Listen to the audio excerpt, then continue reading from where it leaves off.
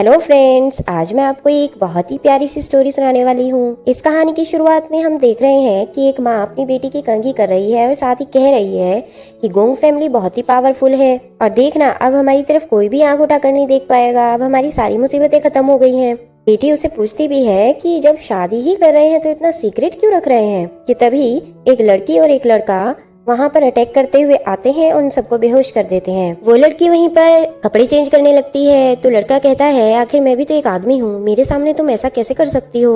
लड़की कहती है, मेरी बॉडी तो पूरी वुफेंग के लिए सेक्रीफाइस्ड है, तो इसमें शर्म की क्या बात है। और वहीं पर अपने कपड़े चेंज कर लेती है। साथ में हमें एक लड़के को और दिखाते हैं जो कि एक कॉलगल हाउस में है और खिड़की खोलकर बाहर देख रहा होता है। अब वापस से हमें उस लड़की और लड़के को दिखाते हैं जो कि एक दुल्हन की ड्रेस में तैयार हो चुकी होती है। इसमें वो लड़का कहता है कि मैं तुम्हें मिशन एक बार फिर से बता देता हूँ।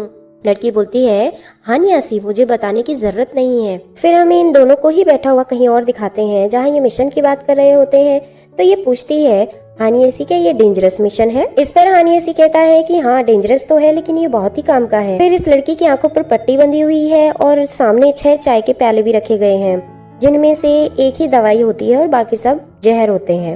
वो इसे टेस्ट कर रहा होता है कि ये काम कर पाएगी कि नहीं। वो पहले जहर का प्याला उठाती है और पीने लगती है तो हानियसी बोलता है, ये जहर का प्याला है। वो बोलती है, मुझे पता है, इसीलिए इसे पहले पी रही हूँ। फिर वो दवाई वाला उठाती है और पी जाती है। इस पर हानियसी उससे पूछता है कि तुमने ऐसा क्यों किया। तो कहती है, अकेले अगर दवाई पीती तो वो भी पॉइजनस होती, इसलिए मैंने पहले पॉइजन पिया और फिर उसकी दवाई पी ली। हानियसी खुश हो जाता है। अभी मैं वापस से उस लड़के का सीन दिखाते हैं जिसमें एक लड़की उसे कह रही होती है कि तुम्हारी फैमिली में तो आज शादी होने वाली है, तुम्हारे पापा फिर से डांटेंगे, तुम जल्दी से घर चले जाओ। वापस से उस लड़की के सीन पर आते हैं। यहाँ हानियसी उसे सारी ट्रिक्स बता रहा होता है, ट्रेनिंग दे रहा होता है कि नोबल लेडीज कैसे व्यवहार करती हैं। अब वो लड़की पूछती है, हानियसी, अगर मैं फेल हो गई तो क्या होगा।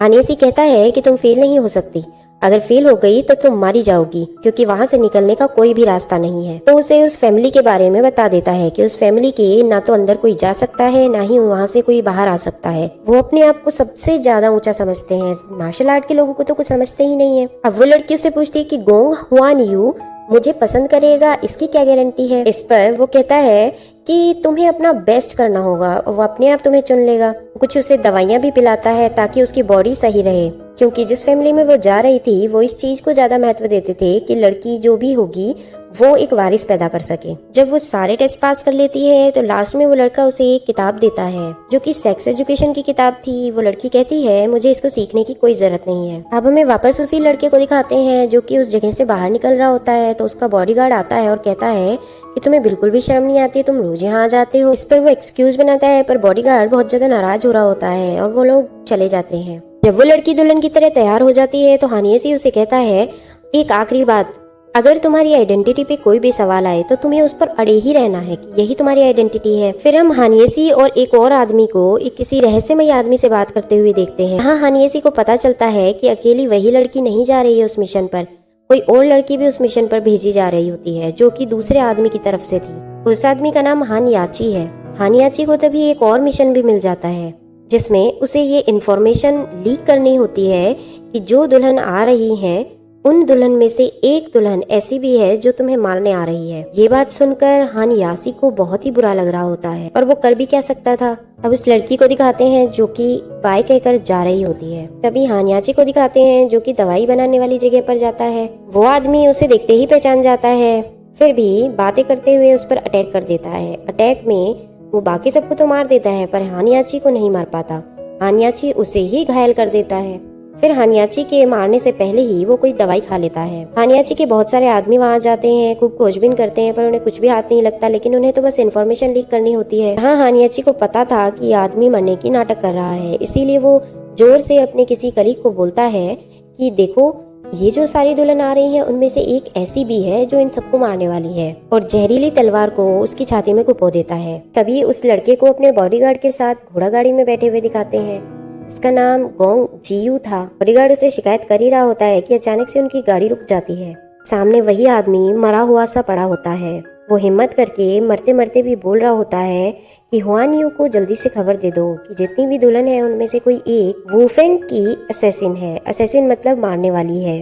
और गिर जाता है, लेकिन तभी जियू उसे एक पिल खिला देता है जो कि बहुत ही रेयर पिल थी। इस पर बॉडीगार्ड उसे डांटता भी है, पर वो कहता है कि इंसान की जिंदगी से ज्यादा मुझे कुछ भी नहीं है। वो लोग उसे वापस महल में ले आते हैं, जहाँ हमें फिर से वही रहस्यमयी आदमी के साथ हानियासी और हानियाची को दिखाते हैं। वो आदमी हानियाची से पूछ रहा होता है, क्या तुम्हारा मिशन पूरा हो गया? वो कहता है हाँ। तो वो कहता है कि उसे शक तो नहीं हुआ? तो कहता है कि नहीं, मैंने उसे 4 ही घंटे की मोहलत दी है, 4 घंटे बाद तो वैसे भी मर जाएगा और इतनी ही देर में वो वहां तक पहुंचेगा जहां उसे इन्फॉर्मेशन बतानी है, और जैसे ही इन्फॉर्मेशन बताएगा वो मर जाएगा। और मरते हुए आदमी की बातों पर तो सब यकीन करते हैं। यहाँ जियो अपने पापा के पास पहुंचता है भागकर, लेकिन वो उसके बड़े भाई से बात कर रहे होते हैं। जैसे ही वो कहता है कि पापा मुझे एक बहुत बड़ी इन्फॉर्मेशन मिली है, उसके पापा बिना सुने ही भड़क जाते हैं और कहते हैं, जब तुम्हें कितनी बार कहा है कि मुझे तुम तलवार निर्माता संबोधित किया करो और अपने बड़े भाई को छोटे दाता नाम से संबोधित किया करो। इस पर वो उसी तरीके से बोलते हुए उन्हें सारी बात बता देता है। उसके पापा जैसे ही सुनते हैं कहते हैं कि उन सारी दुल्हन को ही मार देते हैं, टंटा ही खत्म हो जाएगा। इस पर जियो बिल्कुल भी सहमत नहीं होता है, लेकिन उसके पापा तो उसे कुछ समझते ही नहीं थे। वो बहुत ज्यादा दुखी हो जाता है। फिर हमें वापस से उस रहस्यमयी इंसान का सीन दिखाते हैं, जहाँ हानियसी ये कह रहा होता है कि अगर उन्होंने सबको मार दिया तो क्या होगा, मैंने तो उस लड़की को बहुत ही ज्यादा मेहनत करके तैयार किया है। इस पर वो रहस्यमयी इंसान हंसता है और कहता है वो वूफेंग नहीं है जो उनमें दया नहीं हो। यहाँ जियो अपने पापा से बहस भी करता है कि सब में से कुछ तो इनोसेंट भी होंगी, आप सबको क्यों मार रहे हैं, लेकिन उसके पापा कुछ भी नहीं सुनते। तभी हमें एक ठरकी सी औरत को दिखाते हैं जो कि तलवारबाजी की प्रैक्टिस कर रहे लड़कों के पास जाती है। ऐसे तो वो आंखें ढक रही होती है, पर वैसे कह रही होती है कि कपड़े मत पहनना, कपड़े मत पहनना, मुझे देखने दो बस। वो एक्चुअल में राजा की बेटी ही होती है।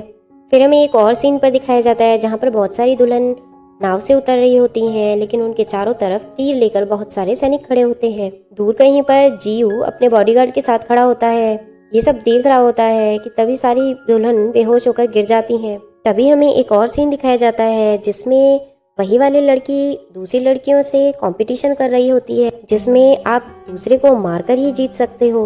और तभी उसकी प्रेजेंट में आँख खुलती है जहाँ वो एक जेल में कैद होती है दूसरी दुल्हनों के साथ। अब जियो अपने भाई से बात कर रहा होता है और उसे पता चल जाता है कि वो उन लड़कियों को कहाँ कैद कर रखा है, और साथ ही ये भी पता चल जाता है कि उन पर एक किसी दवाई का परीक्षण करने वाले हैं, क्योंकि मरना तो उन्हें वैसे भी है। इस पर जियो भड़क जाता है और अपने भाई से शिकायत करता है कि मुझे तो गोंग फैमिली से बाहर का क्यों समझते हैं सब लोग। फिर जियो अपने बॉडीगार्ड के साथ मिलकर ये तय करता है कि क्यों ना हम लड़कियों को परीक्षण से ही बचा लें, और ये भी कि मैं सीक्रेट पाथ से उन लड़कियों को महल से बाहर ही भेज दूंगा। फिर वो लोग झूठ बोलकर जेल में घुस जाते हैं, उन लड़कियों को भी निकाल लेते हैं, और जैसे वो सीक्रेट पाथ को खोलते हैं कि तभी वहाँ पर वो दवाई मेकर आ जाता है। पहले तो जियो और वो जमकर लड़ाई करते हैं, फिर वो एक धमाका छोड़ देता है जो कि दवाइयों से बना हुआ था, और इसी के साथ ये वाला एपिसोड खत्म हो जाता है।